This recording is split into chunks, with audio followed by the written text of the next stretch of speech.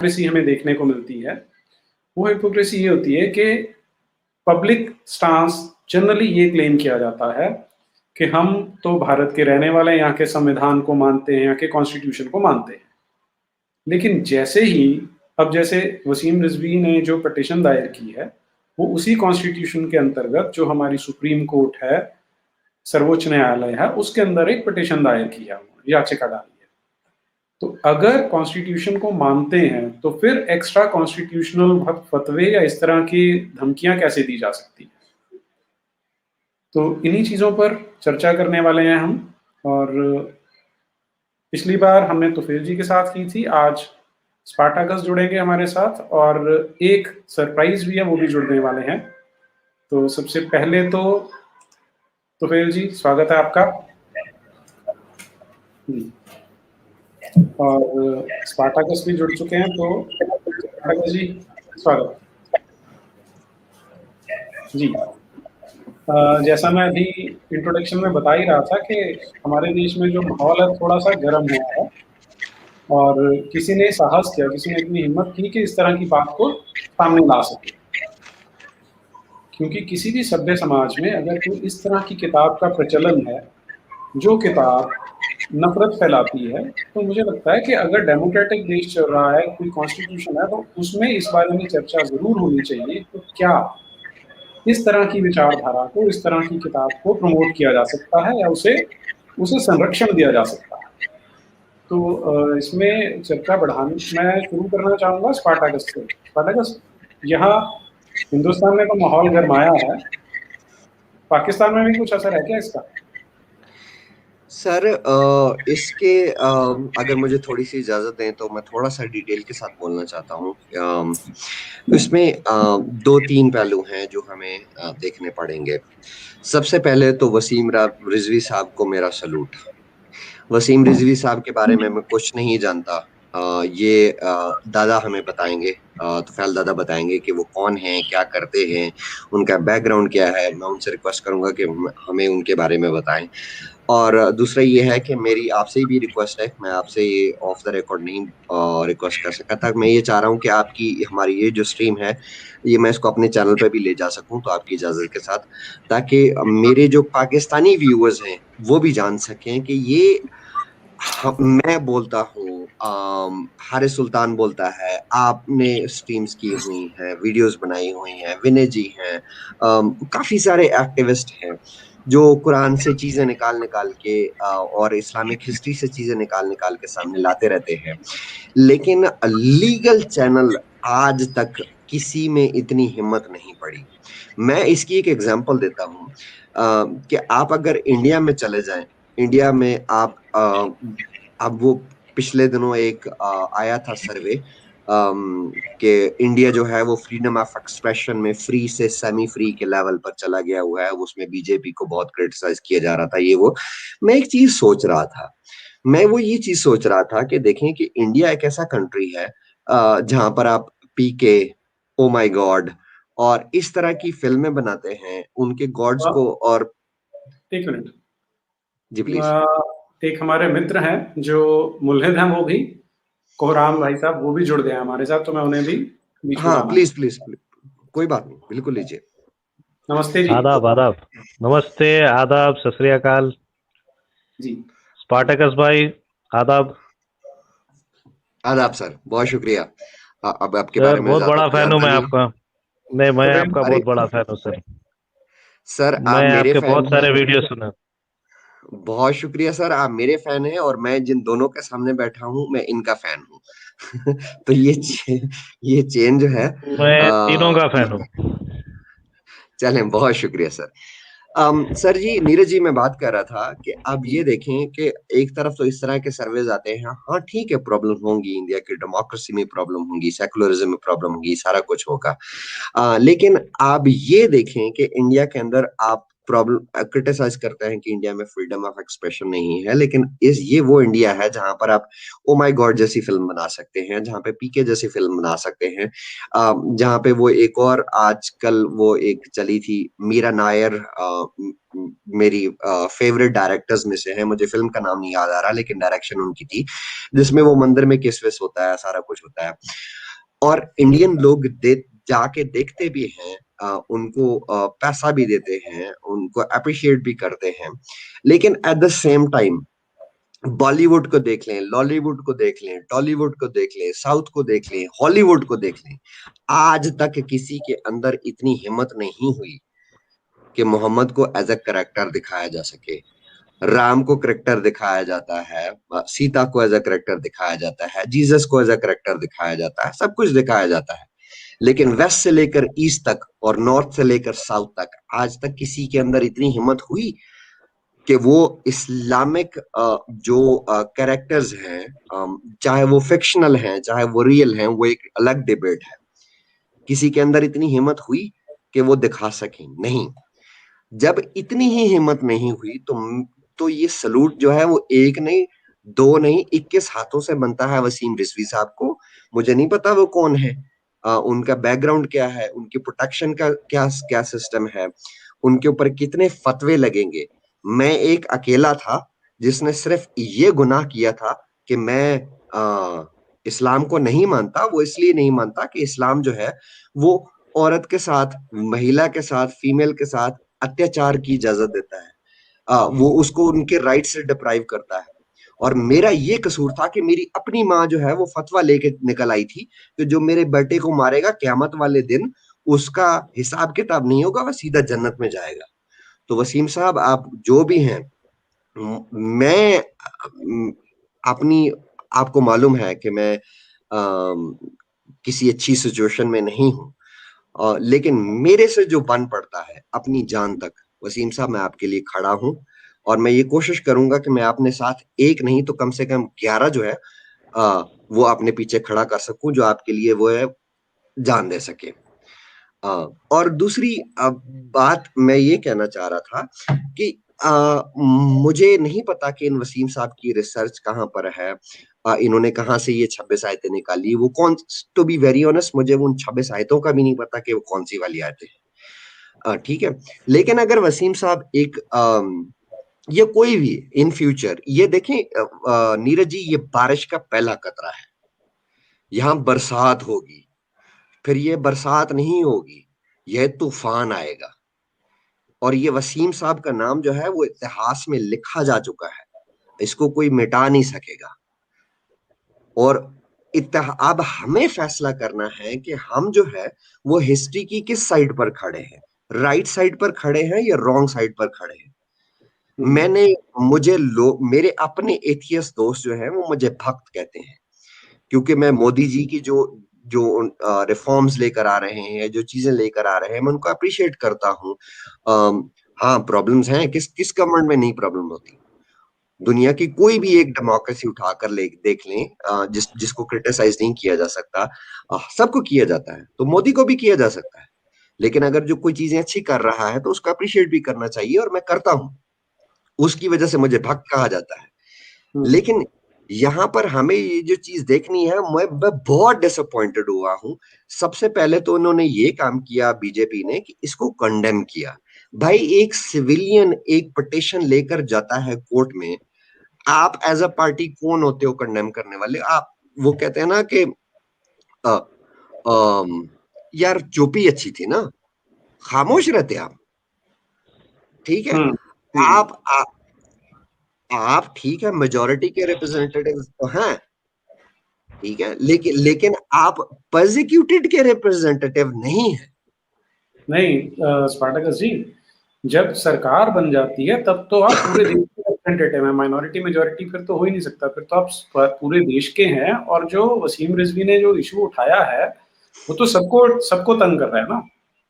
नीरज जी, मेरा पॉइंट ये था कि ग्लोबली, मैं ग्लोबली पॉइंट, देखिए मेरा ताल्लुक पाकिस्तान से है ना, ठीक है, तो अब पाकिस्तान में कुरान, इस्लाम, हम एथियस्ट के साथ, क्रिश्चियंस के साथ, हिंदूज के साथ क्या कुछ कर रहा है, हमारा रिप्रेजेंटेटिव बीजेपी तो नहीं है ना।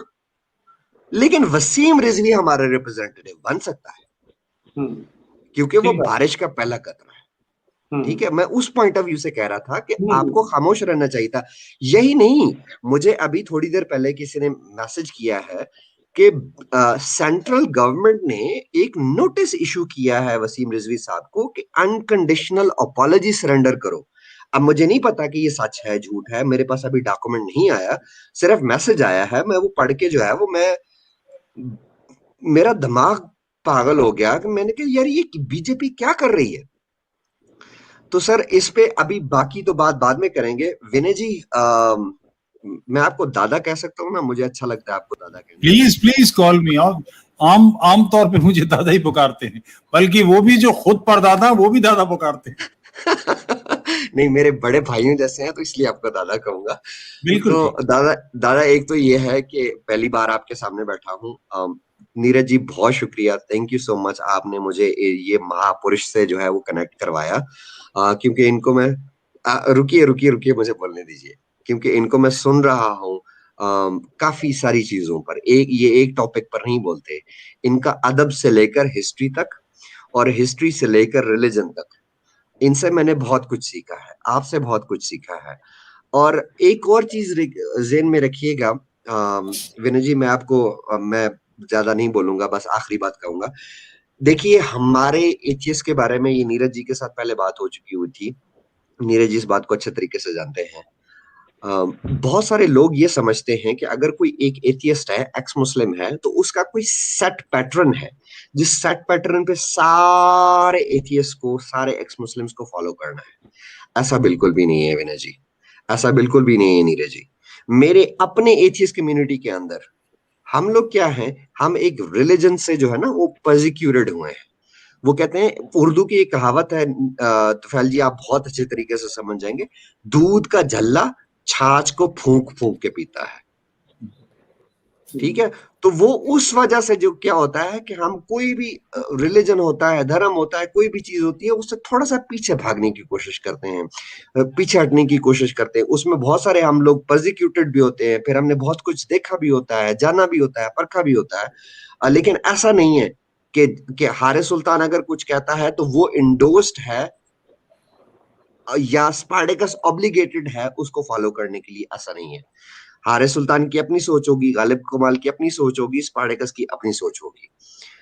तो प्लीज मेरी ये रिक्वेस्ट है कि एटलीस्ट हम सबको जो है वो गुण के साथ गेहूं को मत पीसा करें।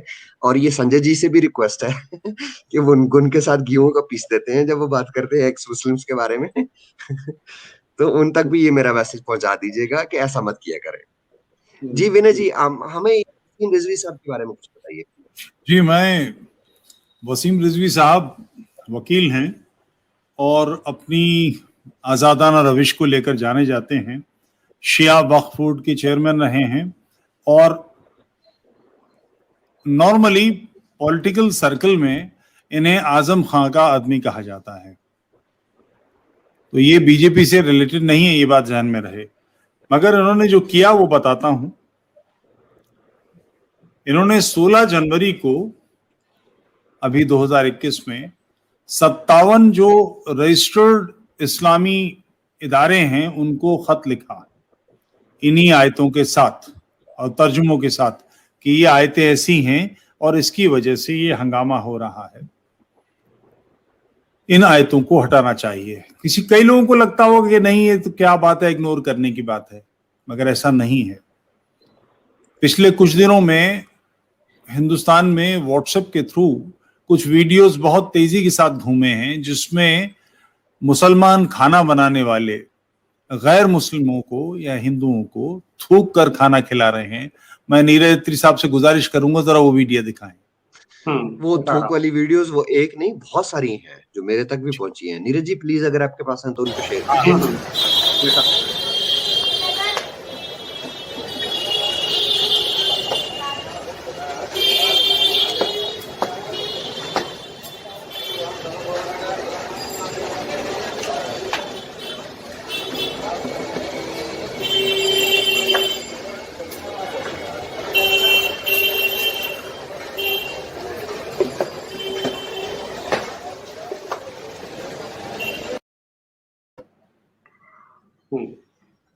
एक और भी कुछ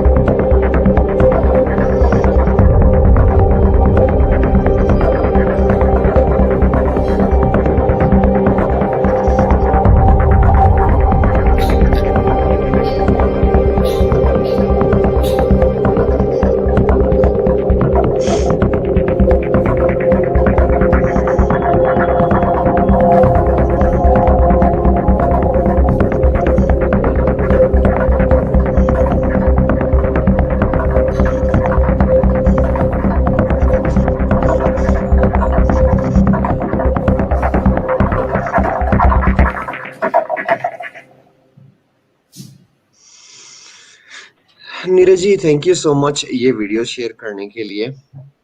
विनय जी, मैं कुछ कहना चाहता हूँ, और नीरज जी अगर आपकी इजाजत हो तो मैं अपनी बात कंप्लीट कर लूं जिस पे जी, मैंने प्लीज। वीडियो बनाया था। जी प्लीज।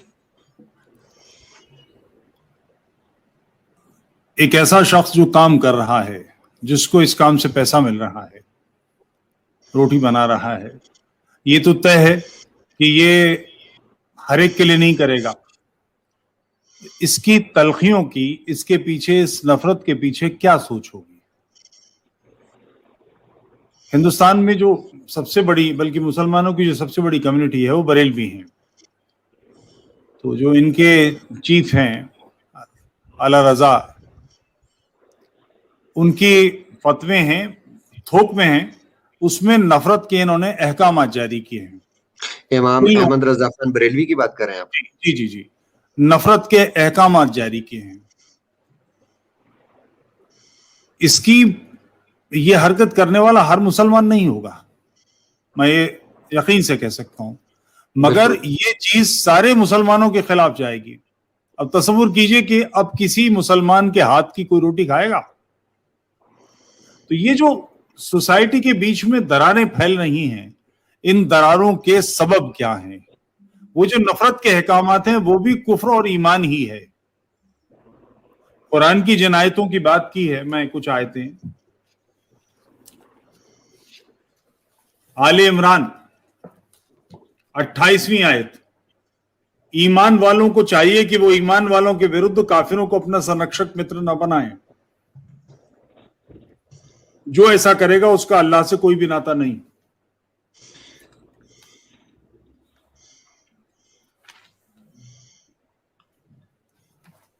हाँ, ये वो है ना, सूरह अल इमरान की वर्स नंबर 28 शायद पढ़ रहे हैं आप? जी जी, सूरह अल माइदा 5वीं, उसकी 51वीं आयत, ईमान वालों तुम यहूदियों और ईसाइयों को अपना दोस्त न बनाओ, वो आपस में एक दूसरे के दोस्त हैं, और जो कोई तुम में उनको दोस्त बनाएगा वो उन्हीं में से होगा।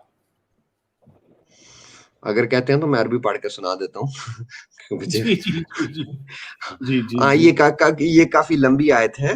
ये जो सूरह माइदा की आप 5वीं पढ़ रहे हैं, अल-यौम अहलकुमुल तबयात व तामुल लजीन व ताबुल क़तावत जअलकुम व तामकुम। ये मुझे वैसे फील हो रहा है कि जैसे मैं जाकिर नाइक हूँ।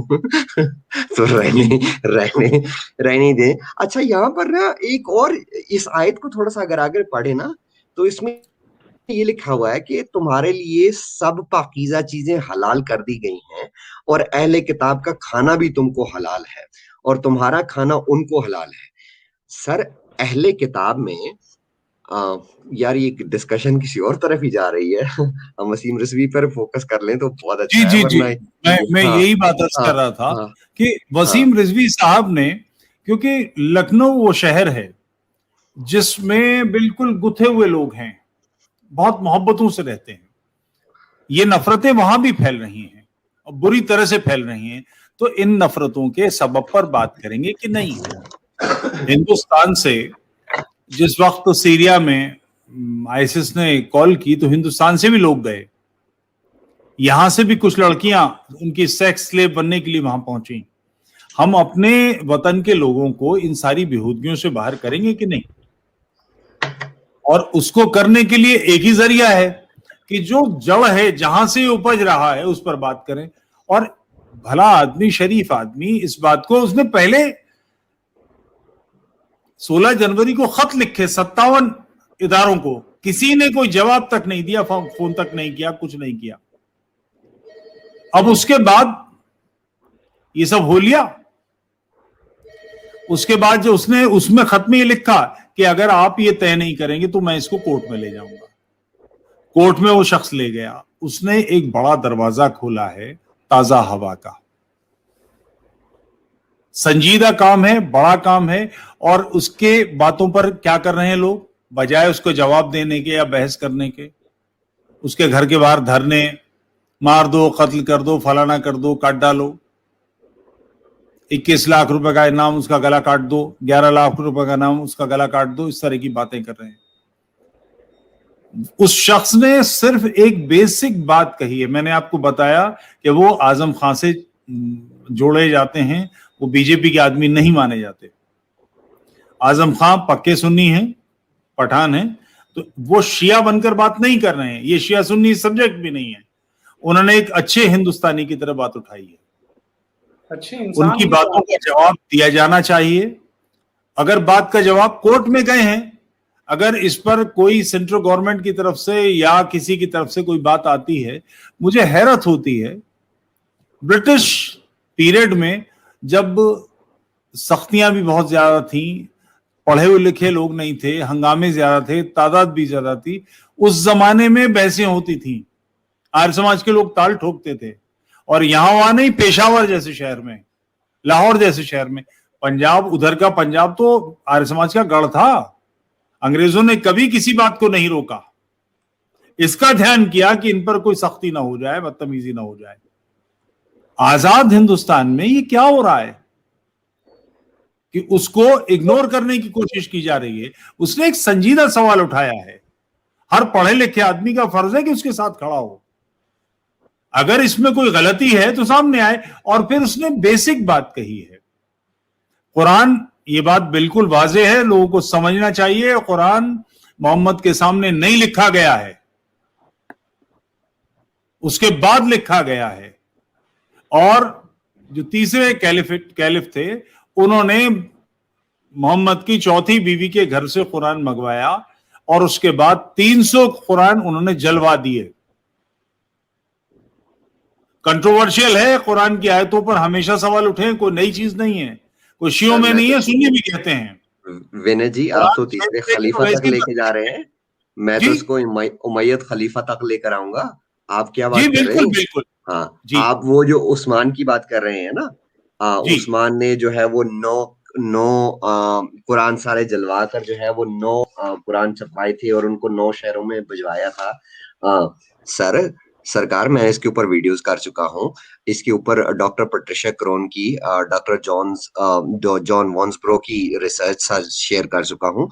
वो हमारे पास जितने भी 9 कुरान हैं, एक तो ये है कि 100% हालत में कोई भी मौजूद नहीं है। टोपेकाई म्यूजियम में जो पड़ा हुआ है वो भी 99% है आज के कुरान का, और उसमें भी कोई 2200 जगह पर डिफरेंसेस है। तो प्लीज सर, ये मत कहें कि वो उस्मान वाला कुरान हमारे पास है। उस्मान वाला कुरान हमारे पास आज मौजूद नहीं है। हमारे पास जो आज का कुरान है, हमारे पास बुनियादी तौर पर मुस्लिम उम्मा जो है उनके पास 37 किस्म के कुरान है। चले 37 को भी गोली मार दें, 27 किस्म के कुरान है। चले 27 को भी गोली मार दें, 2 किस्म के कुरान है, जिनमें एक हफ्स कुरान है, जिनमें एक वर्ष कुरान है, जो मेजर दुनिया में चलते हैं। और इन दोनों कुरानों में 1354 जगह पर डिफरेंसेस है। तो कहाँ गया कुरान का वो दावा कि इन्ना नहनु ज़िक्र व इन्ना लहू लहाफिज़ून, हम ही इस जिक्र को नाज़िल करने वाले हैं और हम ही जो है वो इसकी हिफाजत करने वाले हैं। कुरान के बेसिकली दावे क्या हैं? 4 दावे हैं। एक, मुसलमानों को सबको लगता है कि ये मोहम्मद के जमाने में उतरा था, इसमें ज़ेरो ज़बर की तब्दीली नहीं हो सकती, जैसे ये उतरा था वैसा ही याद है, और ये आसमानी किताब है, इसमें रद्द बदल जो है वो नागुज़ीर है, इम्पॉसिबल है, इसमें पॉसिबल नहीं है। अरे भाई, ये कुरान के ऊपर अराब किसने लगाए थे? हुजाज बिन यूसुफ का कुरान के साथ क्या ताल्लुक है? ये टॉपिक छेड़ेंगे तो फिर ये वसीम रिजवी वाला टॉपिक कहीं और रह जाएगा, किसी और तरफ निकल जाएगा। विनय जी, प्लीज कंटिन्यू कीजिए अपनी बात को। म्यूट है आप, म्यूट है। वसीम रिजवी साहब ने एक सवाल पूछा है, वो गलत है या सही है? आप बताएं, आप दीन के आलिम हैं, 57 इदारों को खत लिखा, आपसे पूछ रहा है वो शख्स, जवाब दीजिए। आप उसकी बात को इस लायक नहीं मानते कि उसे दरगुजर कर दीजिए, बात नहीं करना चाहते, ठीक है, वो कोर्ट चला गया, आपसे बात करके गया, 16 जनवरी से 2 महीने से ज्यादा का वक्त दिया, आप कुछ नहीं कर सकते ऐसी बातों पर कि जो दांत से खून बह रहा है लार के साथ मिल जाता है तो उससे रोजा टूट जाता है कि नहीं? बकरी की शर्मगाह में आप अपना पीनस दाखिल करते हैं और एजुकुलेट नहीं होते तो रोजा टूटता है कि नहीं? ऐसी बेवकूफी भरी बातें सवाल पूछने की सोचती हैं। कुएं में काफिर मर गया, ये फतवे हैं। बकरी के साथ उम्मुल मोमिनीन का वर्ड जरूर लगाया करें, गुस्ताखी हो जाएगी वरना बकरी की। ऐसे सवाल और ये सब्जेक्ट हैं, मदरसों में पढ़ाया जाता है। अगर ये बात न कही जाए तो शायद ही किसी के दिमाग में आए ऐसी बेहुदा बात, मगर इस पर जोर दिया जाता है, जिद की जाती है, बहस की जाती है और ये पढ़ाया जाता है। जिस नाली का पानी से वुजू हो सकता है कि नहीं, ये पाक है कि नहीं? कुएं से, जिस कुएं से काफिर पानी भरते हैं उस कुएं से पानी लेकर पाकी करनी जायज है कि नहीं? इन पर सवाल पढ़ने सूझते हैं। और इस इतने संजीदा मामले पर जो हिंदुस्तान की हार्मनी को असर कर रहा है, वो सीधी बात कर रहा है। आखिर खान पान अलग, आपको लॉ सिस्टम शरिया चाहिए अलग, बातचीत का तरीका अलग, हुलिया अलग बनाकर रखेंगे, सब चीजों से अलग अलग करते रहेंगे। ये कैसे चल सकता है? हिंदुस्तान को हिंदुस्तान बने रहने देंगे कि नहीं? तो ऐसा कोई भी शख्स जो इंडियनिटी पसंद करता है, जिसको हिंदुस्तानी पसंद है, वो सवाल करेगा। उसने सवाल किया, आपने जवाब ही नहीं दिया, जवाब नहीं दिया तो उसके बाद वो कोर्ट चला गया। तो कोर्ट में जाइए, मुकदमा लड़िए। उसने पहले चांस दिया था आपको, आपने नहीं किया तो अब हंगामा खड़ा कर दिया। This is share nonsense. मैं लेकर बैठा हूं ये फतवे, मुझे हैरत होती है कौन लोग हैं शरीयत में ऐसे कपड़े पहनना हराम है जो काफिरों और मुसलमानों के बीच के फर्क को मिटा देते हैं। यह फतवा रिजविया में है। सच्चा मजहब ये कहता है कि ऐसी पोशाक पहनना जो फिरंगों की पोशाक से मिलती जुलती है वो कुफ्र है। एक मुसलमान को ऐसे कपड़े सीने की भी मनाही है जो दूसरी कौम से जुड़े हों, जैसे पैंट, अंग्रेजी टोपी, जैकेट। कहां, किस दुनिया में ले जा रहे हैं लोगों को? क्या करना चाहते हैं? मेरी दर्शकों से रिक्वेस्ट है, सॉरी कथा कलामी की माफी चाहता हूँ दादा। अगर आप लोगों को बोरियत हो रही हो लॉकडाउन की वजह से, लाइफ में कुछ उल्टा सीधा चल रहा हो, फतावे रिजविया, फतावे आलमगीरी और मौलाना अशरफ थानवी की किताब है बहिश्ती जेवर, जरूर पढ़िए। आपको कपिल शर्मा का कॉमेडी शो देखने की जरूरत नहीं पड़ेगी। जी, ये कोहराम भाई का, अच्छा तो फिर जी बात पूरी कीजिए, फिर कोहराम जी से बात करते हैं। पैगंबर साहब ने कहा कि मूंछों को बहुत छोटा कर लो, दाढ़ी को ऐसे ही रहने दो।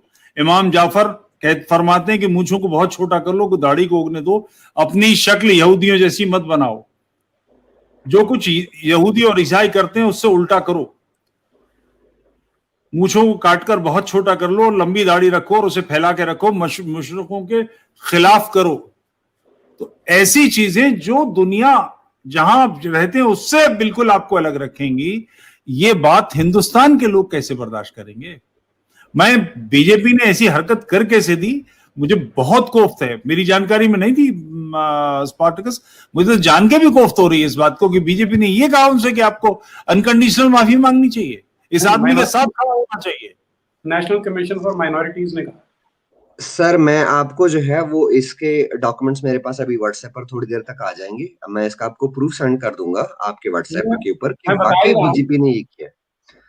सुनिए जी sir. National commission for minorities ने ये कहा है, उनका कहना है the commission is of the opinion that the statement given by you appears to be a well thought out conspiracy to disturb the communal harmony of the country.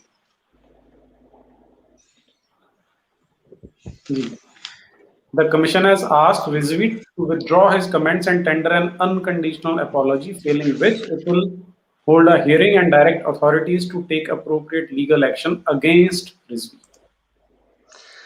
Sir देखिए, ये किसी बगैर किसी बैकिंग के ये काम नहीं कर सकते। इस तरह का डिमांड जो है बगैर किसी बैकिंग के नहीं किया जा सकता। और मुझे लगता है कि एक चीज हमें एज एन इंडियंस हमको करनी पड़ेगी। हमारे आपस में बहुत सारे डिफरेंसेस होंगे कि हमने मूर्ति पूजा करनी है नहीं करनी, गॉड को मानना है नहीं मानना, हम एथियस्ट हैं, जो भी हैं। इस वक्त हर इंडियन को हर चीज को भुलाकर अपने डिफरेंसेस को साइड पे रख के उसके ऊपर हम आर्ग्यूमेंट करेंगे, डिबेट्स करेंगे, उसके ऊपर सेशंस करेंगे, सारा कुछ कर लेंगे। इस वक्त अनकंडीशनली वसीम रिजवी साहब के साथ खड़े हो। देखें, उस बंदे को ये मालूम था कि कमलेश तिवारी के साथ क्या हुआ। उस बंदे को ये मालूम था कि उसके कॉन्सिक्वेंसेस क्या होंगे।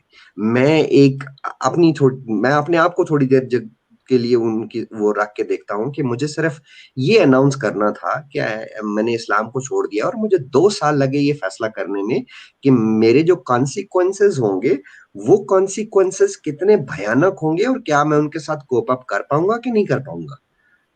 तो वसीम रिजवी के साथ खड़े होइए, उनकी प्रोटेक्शन का कीजिए, देखिए उनको जो है वो वॉलंटियर कीजिए उनकी सुरक्षा के लिए। ऐसे लोगों की हमें ये पहला कतरा है। He is the first drop of the rain. हमें ऐसे बहुत सारे लोग चाहिए। देखिए नीरज जी, दुनिया में पार्लियामेंट्स में लोग कुरान लेकर आए हैं। मेरे ख्याल में बेल्जियन पार्लियामेंट में वो एक पॉलिटिशियन है, राइट विंगर, वो कुरान लेकर आया था कि सब फसाद की जड़ जो है वो ये है। आज मुस्लिम्स जो है वो कहते हैं, रेप के ऊपर बात करें कि यार मुसलमानों में जो है वो, पाकिस्तान में खासतौर पर जब मैं कहता हूँ कि यार ये मौलवी जो है वो मदरसे के बच्चों को ये हूरे समझ के चीर फाड़ रहे हैं, तो कहते हैं यार अपने स्वीडन को देखो तो वहां पर तो जो है वो रेप ज्यादा बढ़ गए। वो चेक किया तो पता चला कि 59.3% जो रेपिस्ट हैं वो या तो इमिग्रेंट्स है या इमिग्रेंट्स की औलादों में से है। और इमिग्रेंट्स कौन है? Majority of them are the Muslims. ठीक है। अब यूके की ग्रूमिंग गैंग के बारे में देखें, मैं उस तरफ नहीं जाना चाहता। लोग कहते हैं कि यार तू मुस्लिम हेटर है, ये है वो है। मैं मुस्लिम हेटर नहीं हूं यार। मैं फैक्ट पे बात करने वाला हूं। अभी कुछ दिन पहले 2 दिन पहले हारिस ने एक वीडियो दिखाई। हारिस के चैनल पे मैं लाइव बैठा हुआ था, जिसमें वो एक आसिफ लड़के के नाम पे के ऊपर जो है वो पिटाई कर दी उन्होंने कि वो मदरसे में मंदिर से पानी पीने गया था। अब मुझे याद आ गया कराची का एक वाकया। मैं उस वक्त कराची में ही था कि एक हिंदू लड़का एक मस्जिद से पानी पीने जाता है, उसकी पिटाई कर दी जाती है। पिटाई क्या कर दी जाती है, वो 200 हिंदू थे वहां पे, उनको वहां से घरों से निकाल दिया जाता है। आप अगर चाहें तो ये सर्च कर सकते हैं कि Karachi boy beaten for drinking water from mask. ये 2013 या 14 का वाकया है। लेकिन मैंने उसके ऊपर थोड़ा सा देखा। मैंने कहा यार देखो, बात ये है कि मैं अपनी ओपिनियन जो है वो एक न्यूज के ऊपर बिल्ड नहीं कर सकता। मुझे देखना है कि यार इसमें सच क्या है झूठ क्या है। पता चला कि उस मंदिर के गेट के पास नल है, मंदिर के अपोजिट जो है वो नल है, मंदिर के ऊपर लिखा हुआ है कि भाई मुसलमान भाई साहब जो है वो मेहरबानी करके इधर तशरीफ मत लाएं, क्योंकि मुसलमानों ने वहां अंदर जाकर बहुत सारे उल्टे सीधे काम किए हैं। वहां पे मूर्तियां तोड़ी हैं, वहां से लोहा चोरी किया है, सामान चोरी किया है, इंसल्ट की है। उसके बाद तांगा के उन्होंने 10 साल से वो बोर्ड लगा हुआ है कि भाई इधर नहीं आना तुम लोगों ने।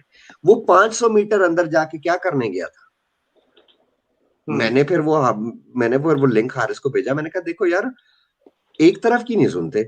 एक तो ये है कि इंडियन मीडिया के साथ पता नहीं ये सनातन के साथ या मोदी के साथ या हिंदू धर्म के साथ क्या प्रॉब्लम है कि कोई जरा से भी चीज होती है, विक्टिम कार्ड जो है ये पूरी दुनिया में ये लोग खेलते आए हैं। और इंडिया में ऐसे विक्टिम कार्ड चलता है जैसे वो पेट्रोल के ऊपर, आग के ऊपर जैसे पेट्रोल चलता है। तो मेरा दिमाग खराब हो गया। मैंने कहा यार ये देखो ये क्या हो रहा है। हमारी और मैं थोड़ी देर के लिए, मतलब मैं एक ऐसा आदमी हूं जो ओपिनियन बिल्डअप नहीं करता न्यूज को देखकर, लेकिन वो मैंने न्यूज सुनी। मैंने कहा यार ये क्या हो रहा है, दिस इज रॉन्ग। हिंदूज को ऐसा नहीं करना चाहिए। मंदिर में पानी पीने गया है, खाने खाने गया है, मुस्लिम है, क्रिश्चियन है, कोई भी है, उनको कुछ नहीं कहना चाहिए था। लेकिन असल स्टोरी पता लगी तो वो कुछ स्टोरी कुछ और थी। तो एक चीज हमें ये करनी पड़ेगी। सबसे अच्छी जो चीज हुई है ना पिछले 5-6 सालों में, हमें प्लेटफॉर्म मिला है, वो चाहे ट्विटर के थ्रू मिला हो, इंस्टाग्राम के थ्रू मिला हो, यूट्यूब के थ्रू मिला हो, हम इस फेक नैरेटिव को, फेक न्यूज को जो है वो काउंटर कर सकते हैं। अब विनय जी को, आपको, मुझे कोई मीडिया चैनल वाले तो बुलाएंगे नहीं। हम कौन होते हैं भाई? हमारी औकात क्या है? हमें क्यों बैठाएंगे न्यूज चैनल्स पर? हमारी काउंटर ओपिनियन क्यों सुनेंगे? उनको तो टीआरपी चाहिए, और टीआरपी विक्टिम कार्ड में पड़ी हुई है। वो नहीं बुलाएंगे, वो नहीं सुनेंगे। लेकिन सबसे अच्छा काम ये हुआ है कि हमें मैसेज बैठ के सुनते हैं। अभी भी अगर देखें तो 1400-1500 लोग अपनी 1600 लोग बैठे सुन रहे हैं। हम क्या कोई हीरोज हैं? क्या कोई बहुत बड़े कोई वो है ओपिनियन मेकर्स है? नहीं, हम कॉमनर्स हैं। हमारी अपनी एक ओपिनियन है, और वो ओपिनियन जो है वो फैक्ट बेस्ड है। और लोग हमें इसलिए सुनते हैं कि हम ना तो लेफ्ट से अपनी थिंकिंग को लेते हैं, ना राइट से अपनी थिंकिंग को लेते हैं। हम फैक्ट बेस्ड जो है वो बात करते हैं, और इसीलिए लोग सुनना चाहते हैं, सुनते भी हैं। जी नीरज जी। जी, कोराम साहब बहुत देर से हैं, शांत हैं, तो उनसे निवेदन के कोराम जी। जी नीरज जी, तो फिर जी आप कुछ बोलना चाह रहे थे? हाँ साहब, उस पे मैंने भी आज किसी साहब ने मुझे व्हाट्सएप किया कि साहब इन्होंने, हिंदुओं ने मुसलमान को मंदिर पहुंचा, उसे मारा, तो जितने मजार पे आते हैं हिंदू, सबके जूते मारो आप हमारी तरफ से, सबको जितने आते हैं ये बराबरी कर लो। ये भेजा किसी ने जी, फरमाया मैंने कि ये तो लतीफा है, बहरहाल मजेदार लतीफा है। फरमाए। आजकल सब लतीफे चल रहे हैं सर, क्या करेंगे। जी जी जी जी जी। Things have become very interesting these days. Excessive use of solar power may make sun cooler soon and it would be dangerous. किन्हीं साहब ने ये वीडियो भेजा है जुमला, excessive use of solar power may make sun cooler soon and it will be dangerous. तो वो साहब दूसरे पूछते हैं, did you and Rahul Gandhi go to school together? तो ये मजेदार बातें हैं, बहुत उम्दा बातें। जी, तो कोराम साहब आपकी राय। जी, मेरी राय देखिए, वसीम रिजवी, जहां तक वसीम रिजवी की बात है, मेरा ओपिनियन थोड़ा अलग है, पर मेरा ऑब्जेक्टिव आप लोगों के साथ है। ओपिनियन एक अलग है, ऑब्जेक्टिव सेम है। ये हम सब वसीम रिजवी के साथ रहना चाहिए, पर मेरा थोड़ा ओपिनियन इसमें थोड़ा अलग है, क्योंकि जो 26 वर्सेस जो उन्होंने निकाले हैं, देखिए अगर मुसलमान एक सभ्य समाज, एक सिविलाइज सोसाइटी होती, तो अब तक तो वो एक्सेप्ट कर लिए होते 26 versus. How does it make any difference? अब इसी को बाइबल से तुलना करिए, आप ओल्ड टेस्टामेंट्स देख लीजिए। ओल्ड टेस्टामेंट्स में भी उसी तरह जो शरिया में लिखा है, जैसा हदीसों में लिखा है, उसी तरह तरीके की बातें आपको ओल्ड टेस्टामेंट्स में मिलेंगे, और उससे भी भयानक है। आज कोई ओल्ड टेस्टामेंट्स, वसीम रिजवी के तरह कोई आदमी ओल्ड टेस्टामेंट्स लेके किसी स्कैंडिनेवियन कंट्री में जाके बोले कि यार ये 26 वर्सेस निकालो, तो लोग उस पर हंसेंगे। लोग ये बोलेंगे कि हम तो भाई, we have transcended these times, please don't bring Jesus Christ in our lives once again. We are out of church and we are out of Bible. हम उसको बाय बाय बोल चुके हैं। तो ये 26 वर्सेस निकाल के कोर्ट में जाने से ये कुछ इसका फर्क पड़ेगा, नहीं पड़ेगा, I am little sceptical about it. But the fact is, India के कॉन्टेक्स्ट में इसको देखिए, हमारे लिए जो सबसे बड़ी चीज है वो है इंडिया का कॉन्स्टिट्यूशन, और कोई भी इंडिया के कॉन्स्टिट्यूशन से खिलवाड़ नहीं कर सकते। We will not allow this thing to become the second Shah Bano. Tufail ji, Shah Bano की बात बोल रहा हूं मैं, क्योंकि इसी तरीके की दादागिरी शाह बानू के टाइम पे भी उन्होंने किया था, और आज फिर से वो रिपीट हो रहा है। आज वसीम रिजवी भी उसी सिचुएशन में है कि जहां पे मुल्ला मौलवी लोग बैठ के they are blackmailing the court and the government and everyone so that the verdict is in their favour. इस चीज के मैं बिल्कुल खिलाफ हूँ। सो जहां तक ये 26 वर्सेस की बात है, मैं इस पर ज्यादा पढ़ूंगा नहीं, ना इसमें इसके ऊपर ज्यादा मैं डाइग्रेस करूंगा। ये तो जवाब देना चाहिए था, मुल्ला मौलवियों की बात है, ये उसका जवाब वो देना चाहिए था, which they failed to act on it. पर जहां तक वसीम रिजवी के कॉन्स्टिट्यूशनल राइट्स की बात है, उसके लिए हम सबको ठहरना पड़ेगा। This will not be the second Shah Bano, ये मत होने दीजिए आप लोग। राम जी, जो हम ये डिस्कशन कर रहे हैं वो इसीलिए की जा रही है कि सरकार पर अब दबाव है कि अब ये वो 1985-86 वाला समय नहीं है कि जब ये जो इस्लाम के दुकानदार हैं वो गए और उन्होंने पार्लियामेंट पे दबाव डाल के सुप्रीम कोर्ट का डिसीजन बदला दिया। इस बार ऐसा ना हो। वसीम रिजवी ने जो काम किया वो अपने कंक्लूजन तक पहुंचे, और बल्कि जो आप कह रहे हैं मैं आपसे सहमत हूँ कि उससे आगे बढ़ना चाहिए। क्योंकि मेरा ये मानना है कि ये हम एलोपैथी वाला इलाज नहीं ना कर सकते कि अच्छा फोड़ा हुआ तो एक फोड़ा हटा दो वहां से, तो उसकी जड़ को देखना पड़ेगा कि जड़ किस तरह की है। क्या हमें कोई इस मतलब सबसे बेसिक चीज ये है कि हम क्या इस पे क्वेश्चन नहीं उठाना चाहिए हमें, जो कि हमारे कॉन्स्टिट्यूशन का जो मैंडेट है, जो उसके डायरेक्टिव प्रिंसिपल्स हैं, to develop a scientific temperament, कि अगर हमें साइंटिफिक टेम्परामेंट बिल्ड करना है देश का, तो पहले हमारा क्वेश्चन ये होना चाहिए कि इसमें साइंस कहाँ पर है कि साथ में आसमान पे कोई बैठा हुआ है, फिर वो किसी फरिश्ते के माध्यम से भेजता है, वो फिर पैगंबर है। तो हर स्टेप पे क्वेश्चन मार्क लगता है। अगर हम साइंटिफिक एप्टीट्यूड की बात कर रहे हैं तो यहाँ पर तो कदम कदम पर क्वेश्चन होने चाहिए थे, लेकिन हमने नहीं किए, बहुत सारा समय बिता दिया। लेकिन अब इसे ऐसे नहीं जाना चाहिए, इसे व्यर्थ नहीं जाना चाहिए। डिस्कशन इसलिए कर रहे हैं। जी नीरज जी, अगर साइंटिफिक टेम्परामेंट की बात है तो सारे कुरान को आपको पानी में डाल देना चाहिए, या throw the entire Quran in Bay of Bengal, because scientifically neither Allah exist nor I don't know prophet exist as well. अगर साइंस की बुनियाद पे आप चीज़ों को रखना चाह रहे हैं तो आपको पूरे के पूरे दिन को ख़त्म कर देना चाहिए, क्रिश्चियनिटी इस्लाम सब कुछ ख़त्म कर देना चाहिए। पर ये डायरेक्टिव प्रिंसिपल्स है, अनफॉर्चुनेटली डायरेक्टिव प्रिंसिपल और फंडामेंटल राइट्स जो हमारे हैं इसमें बहुत बड़ा कॉन्ट्रडिक्शन है, क्योंकि फंडामेंटल राइट्स में फ्रीडम टू ऑफ रिलीजन है, तो डायरेक्टिव प्रिंसिपल्स तो सिर्फ एक प्रिंसिपल्स है। Fundamental rights unfortunately supersedes, that's the biggest problem that we are facing. Waseem Rizvi साहब का जो केस है ये रिलीजन से ज्यादा कॉन्स्टिट्यूशन का है। मैं इसको कॉन्स्टिट्यूशन से की तरफ से जाना चाहता हूँ। इसको मैं रिलीजन या थियोलॉजी के थ्रू जाना नहीं चाहता हूँ, क्योंकि जब आप थियोलॉजी में पढ़ते हो तो फिर बहुत सारे इश्यूज सामने आते हैं। क्योंकि जब थियोलॉजी की बात आती है, कुरान की बात आती है, तो मेरे हिसाब से तो सारे का सारा कुरान कचरा है। The entire Quran is garbage, क्योंकि एक एक आयत कुरान की बेकार है। फिर तो इससे ज्यादा क्या 26 आप वर्सेस लेके बैठे, इससे ज्यादा बुरे वर्सेस है कुरान में। 4 शादियों का क्या है फिर सूरह निसा में? फिर तो सारे वर्सेस लीजिए ना। आपसे 26 वर्सेस पे क्यों रुक गए वसीम रिजवी साहब? वायलेंस पे क्यों रुक गए? क्यों औरतों के 4 शादियों पे क्यों रुक गए वो? He should have taken more issues into consideration. He should have even bring the hadith also into the consideration. और ये जो कुछ शिया मुस्लिम है जहाँ पे मातम करते हैं, इसको भी लाना चाहिए था। फिर जो बोहरा समाज में जो फीमेल जेनिटल म्यूटिलेशन चलता, इस पर भी ये बात करना चाहिए था।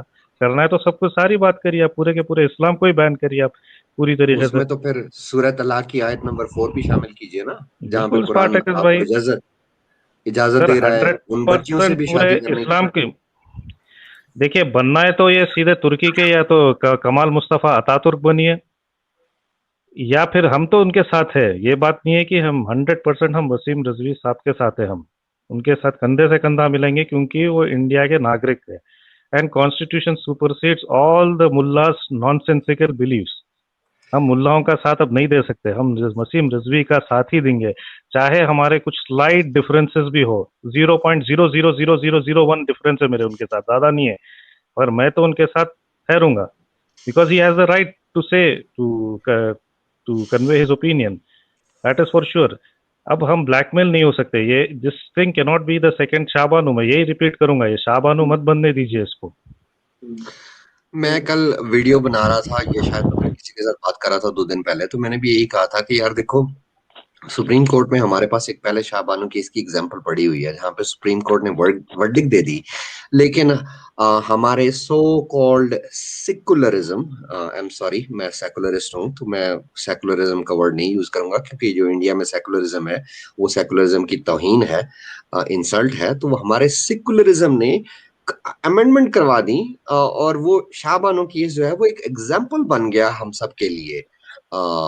और आज इंडिया क्या, मतलब मैं पाकिस्तान से हूँ और मैंने ये शाहबानो केस कोई आज से कोई 10-12 साल पहले पढ़ लिया हुआ था, तो अब ये अंदाजा कीजिए कि ये इस तरह की जो चीजें होती हैं, आप बात कर रहे थे 26 आयतों की, गुराम जी मैं थोड़ा उस तरफ आना चाह रहा हूँ।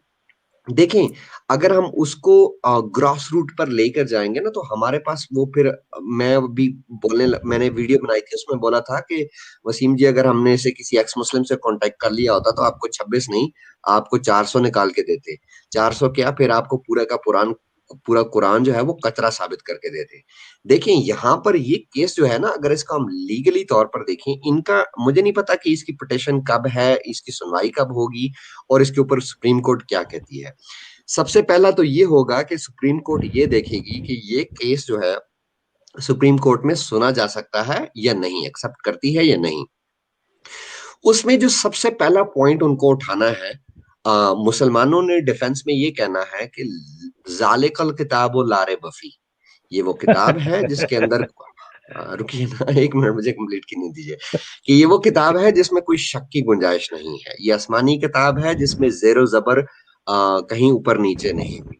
सबसे पहला स्टेप वसीम साहब को ये करना है कि उन्होंने ये प्रूव करना है कि भैया मोहम्मद जो है वो 632 में मर गया, अगले 90 साल तक कुरान किताबी शक्ल में नहीं आया, और अगले मजीद 230 साल तक जो है वो कुरान एवोल्यूशन की प्रोसेस से गुजरा है। उसकी मैं आपको एक एग्जांपल दे देता हूँ कि मोहम्मद के टाइम के ऊपर जो करेंसी यूज की जाती थी, वो करेंसी दिनार नहीं थी। ठीक है, अब सूरह इमरान की वर्स 75 में अल्लाह कहता है कि बाज अहले किताब तो ऐसे हैं, अगर तू उनको खजाने का अमीन बना दे तो वो तुझे वापस कर दे, और उनमें से बाज ऐसे हैं कि अगर तूने 1 दिनार भी अमानत दे दे तो वो तुझे अदा ना करे। अबे भाई, बंदा पूछे यार, ये दिनार जो है ये खलीफा अब्दुल मलिक बिन मरवान ने इंट्रोड्यूस करवाया था। अब्दुल मलिक का दौर जो है वो मोहम्मद के मरने के 50-60 साल बाद, यानी 685 से लेकर 705 ईस्वी तक रहा है। अब बंदा पूछे यार, ये दिनार का वर्ड कहां से घुस गया उस टाइम के ऊपर जहां पर दिनार करेंसी ही नहीं है अरब की। रोमन करेंसी है सर, ये डिनारस से आया है। डिनारस से आया है, लेकिन ये देखिए कि डिनारस डिनारस गोल्ड करेंसी थी। ठीक है, जो वो जो रोमन दूसरा था सिस्टम। क्या, हाँ, जो सिल्वर के कॉइन थे उनको शायद उनको दिनार नहीं कहा जाता था, दिनार हमेशा नहीं नहीं, गोल्ड कॉइन होते थे। राइट ठीक राइट। है, हाँ। तो अब यहां से मतलब ये इस तरह की बहुत सारी ऐसी एग्जांपल्स हैं। ये तो सिर्फ एक मैंने आपको एग्जांपल दी है, बहुत सारी एग्जांपल्स हैं जिनके ऊपर वसीम साहब को जो है वो अपनी रूट खड़ी करनी पड़ेगी, प्रूफ करना पड़ेगा कि भाई कुरान जो है मोहम्मद के मरने के 300 साल बाद तक एवोल्यूशन के प्रोसेस से गुजरा है। मैं ये चैलेंज करता हूं, और मैं अब नीरज जी के पास मेरा व्हाट्सएप है, विनय जी के पास, दादा के पास व्हाट्सएप है, अगर उनको किसी भी तरीके से किसी भी किस्म की हेल्प चाहिए होगी ये चीज प्रूव करने में कि कुरान मोहम्मद के मरने तक जो है वो कंप्लीट नहीं था। खुद को किताब कहता है, मोहम्मद के मरने तक किताब नहीं था, अबू बकर के टाइम पर किताब नहीं था, उस्मान के ऊपर के टाइम के ऊपर किताब नहीं था। 300 साल, 300 years, आप देखें इसमें 300 साल में कितनी नस्लें गुजर जाती हैं। ठीक है, आप इस्लामिक हिस्ट्री से आप इब्ने इसाक और इब्ने हशाम को हटा दे तो हमारे पास तो ये भी प्रूफ नहीं है कि कोई मोहम्मद एग्जिस्ट करता था कि नहीं करता था।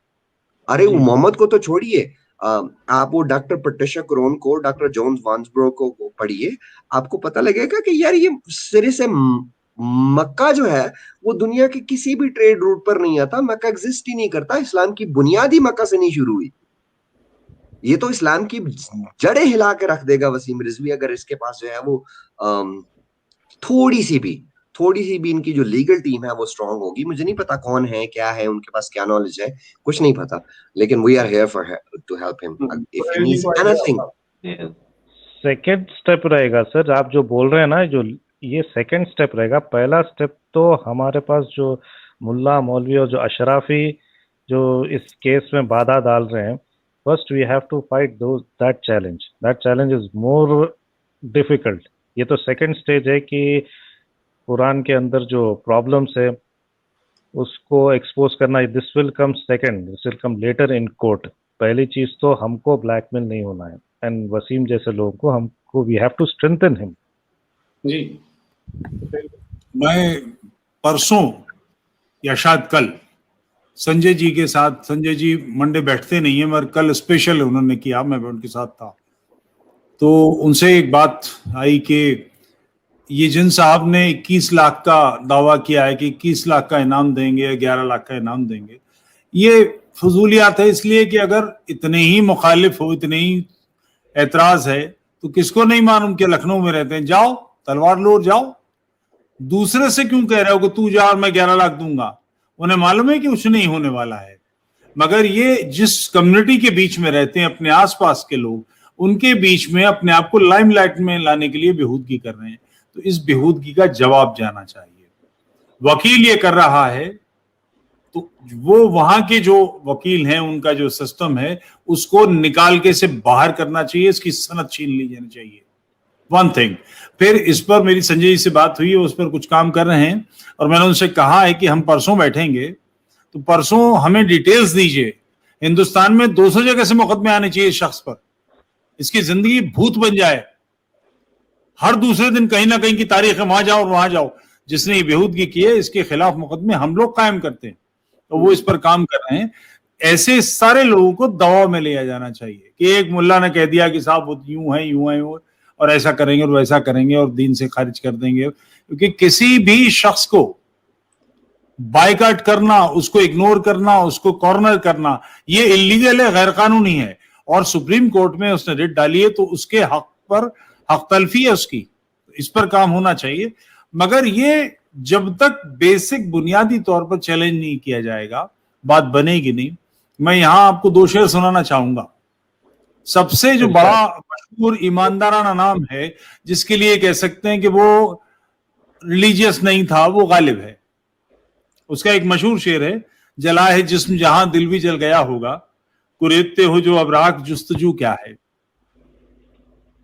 समझ सकते हैं कि वो किसी तरह से भी दीन के फेवर में बात, जला है जिस्म जहां दिल भी जल गया होगा, ये वो कह रहा है। वही शख्स, उसकी एक बहुत मशहूर गजल है, मेरी बड़ी पसंदीदा गजल है, दायम पड़ा हुआ तेरे दर पर नहीं हूं मैं, दायम पड़ा हुआ तेरे दर पर नहीं हूं मैं, खाक ऐसी जिंदगी पे के पत्थर नहीं हूं मैं। उसमें वो शेर कहता है, हद चाहिए सजा में उकूबत के वास्ते, कि सजा की कोई लिमिट होनी चाहिए। आखिर गुनाहगार हूं, काफिर नहीं हूं मैं गुनाहगार हूं, काफिर है जिसको लिमिटलेस टाइमलेस जिसको सजा मिलेगी, वो भी दीन के इतने गलबे में है कि काफिर मतलब हमेशा के लिए सजा उसी को मिलेगी। इस बुनियादी बात पर सवाल तो उठाना ही पड़ेगा। तो उन्होंने बड़ी संजीदा बात की है, और ये बिल्कुल ठीक है कि इसको ये नहीं बनने दे सकते, ये बनने नहीं देंगे। दादा हम लोग मुझसे अभी हंगामा कर रहे हैं, सड़कों पर उतर आएंगे, ये काम नहीं होने देंगे। ये जितने धड़ियल एंडी बैंडी बातें करने वाले, इनको कॉर्नर करेंगे, ये इनका नसीब है, यही इनका मुस्तकबिल है कि इनकी बेहूदगी बंद होनी चाहिए। मैं समझ नहीं पाता कि अब मैं एक टीवी बहस देख रहा था, वो फिरंगी महली बहस कर रहे थे। लोगों को नहीं मालूम है फिरंगी महली कौन है। यही है बुनियाद जिन्होंने हिंदुस्तान में खिलाफत की मूवमेंट शुरू की थी, फिरंगी महली थे, जो हिंदुस्तान में बैठकर चाहते थे कि अरब तुर्कों के गुलाम बने रहे। हाँ, तुर्कों के गुलाम हिंदुस्तान में मूवमेंट चलाया, ये फिरंगी महली थे। आज ये इनकलाब जिंदाबाद फिर नए सिरे से समझा रहे हैं। तो इनकी मुखालफत तो होनी चाहिए, इनकी हर गलत बात का पूरी तरह से विरोध होना ही चाहिए। और गोराम साहब आप, स्पार्टकस साहब आप, और जो इस तरह के लोग हैं, उन्हें सामने आना चाहिए। हम लोग तो लगे ही हैं उस शख्स को हर तरह से। इसका क्या रिएक्शन है सर? स्टेट का जो है, ये जो मुल्लाओं की जो ब्लैकमेल जो करते हैं, इससे स्टेट का एक बहुत ही लैकलस्टर इनका एक रिएक्शन रहा। This is very very disappointing. Neutral रहना पड़ेगा। स्टेट अगर इस वक्त फाइट भेजेगी ना, स्टेट गुंडागर्दी के खिलाफ रहना पड़ेगा स्टेट को। ये गुंडागर्दी करते हैं यहाँ पर। निश्चित स्टेट को डंडा उठाना पड़ेगा, नहीं तो कोई ना कोई आदमी बंदूक लेके सामने आएगा। अनफॉर्चुनेटली ये नहीं होना चाहिए सिविल सोसाइटी में, गलत बात है। स्टेट डंडा उठाएगी, ये विक्टिम कार्ड लेकर आ जाएंगे। आने दीजिए सर। 11 लाख का सर, 11 लाख क्या बात है? मतलब किसी का सर को काटने के लिए जो इंसान 11 लाख की बात कर रहा है। इस नंबर गेम पे मत जाए। ये टॉपिक जो है वो किसी और तरफ निकल जाएगा। नंबर गेम पे मत जाए। इनका जो है वो एक के ऊपर एक चोर के ऊपर एक पंचर लगाने के वाले के ऊपर कुछ कान के नीचे 4 चपेड़े बजा देता है ना, तो आपका पूरा मीडिया, आपका आधा देश जो है वो सारा, वो क्या कहते हैं, आसमान सर पर उठा लेता है। मेरे ख्याल से स्टेट को इस मामले में न्यूट्रल रहना चाहिए, खामोश रहना चाहिए। दादा मुझे एक ना जोक याद आ गया, अगर आपकी इजाजत हो तो वो सिर्फ वो शेयर करना चाहता हूँ, उसके बाद आप बताइएगा। वो मैं अभी किसी एक चैनल देख रहा था, किसी पाकिस्तानी एक मौलवी हैं, तो वो उसके नीचे ना, आप वो अभी सवाल बता रहे थे कि किस किस्म के सवाल आते हैं, तो उसने, एक बच्चे ने सवाल लिखा हुआ था कि मौलाना साहब ये बताएं कि अल्लाह हमारी जो है वो दुआओं को क्यों नहीं सुनता। तो इससे पहले कि मौलाना को कोई जवाब देते, मैंने कहा कि बेटा अल्लाह जो है वो बेचारा हम कंफ्यूज हो गया हुआ है।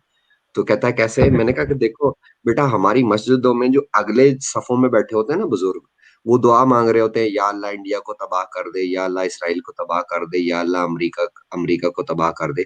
और जो पिछली सफों में यंग यूथ बैठी होती है, वो दुआएं कर रही होती है, या अल्लाह अमेरिका का वीजा लगवा दे, या अल्लाह यूरोप का वीजा लगवा दे। तो अल्लाह बेचारा कंफ्यूज हो जाता है कि किसकी सुननी है, मैंने इनको तबाह करना है या इनको वीजे लगवाने हैं। तो अल्लाह इसलिए जो है वो आजकल खामोश है, वो उनकी सुन नहीं रहा।